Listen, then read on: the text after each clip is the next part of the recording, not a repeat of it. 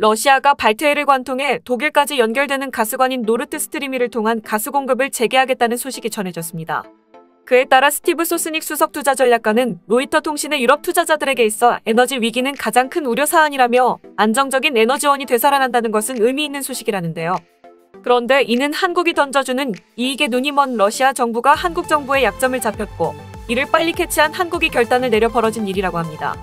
긴 경제 제재 속에 러시아를 먹여 살려온 한국 기업들의 철수 결정과 한국 정부의 압박에 급기야 러시아 정부가 가스관 재개방을 선언하고 만 상황. 오늘은 이에 대해 알려드리겠습니다.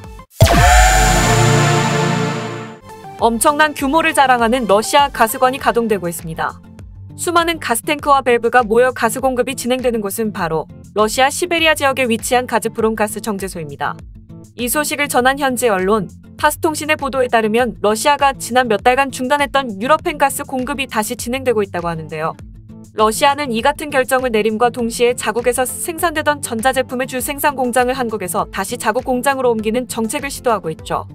더불어 러시아의 이 같은 결정을 지켜본 러시아 기업들도 일제히 한국과의 경제 협력을 다시 시도 중입니다.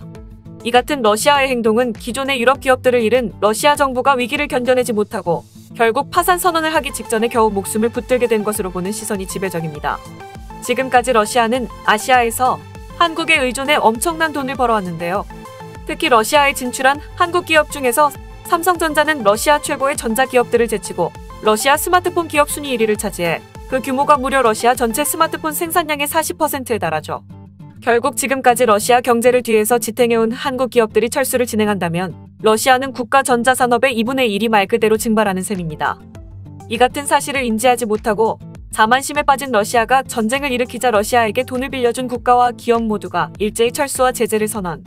그 중에서도 특히 한국 기업들의 철수 위기로 인해 돈을 벌어다 줄 기업도 이를 해 세금을 낼 국민들도 모두 사라질 위기에 처한 러시아는 결국 한국 기업들의 도움을 받기 이전에 낡은 사회로 돌아갈 위기에 놓였습니다. 국제사회, 특히 비즈니스에서 가장 중요한 것은 바로 신의입니다.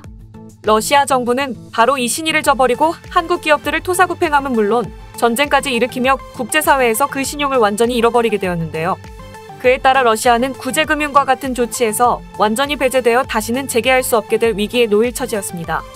러시아는 한국 기업들을 이용하고 버린 오판을 통렬히 반성하고 다시 신용 회복에 전념하고 있습니다. KTV 오늘 보도 여기서 마치겠습니다. 시청해주셔서 감사합니다.